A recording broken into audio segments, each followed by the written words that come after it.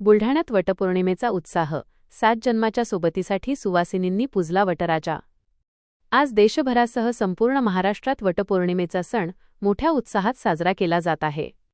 बुलढाणा शहरातही आज सकाळीपासूनच महिलांमध्ये या सणाचा मोठा उत्साह पाहायला मिळाला।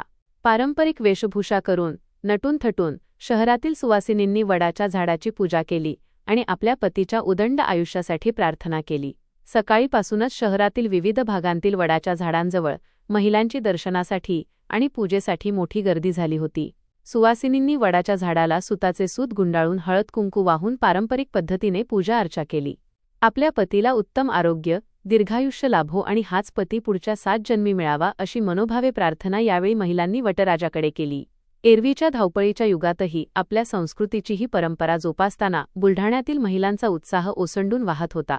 पूजेसोबतच एकमेकींना वाण देणे, गप्पा गोष्टी आणि फोटो काढण्याचा आनंदही महिलांनी घेतला। यामुळे आज संपूर्ण बुलढाणा शहरात एका वेगळ्याच चैतन्याचे आणि आनंदाचे वातावरण निर्माण झाले होते। नमस्कार, मी शीला गायकवाड। वडाची पूजा म्हणजे अशी की जुन्या काळात सत्यवान राजा होता आणि त्याची बायको सावित्री होती। तर त्या सावित्रीनं 3 दिवसाचं व्रत असं आहे की सावित्रीनं वडाच्या झाडावर राजा वडाच्या झाडावर गेला आणि तिथं सापाचा दंश झाला।